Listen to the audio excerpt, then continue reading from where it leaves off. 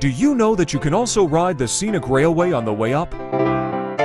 After experiencing the ride going down, why not take a ride going up as well? Have you tried it already?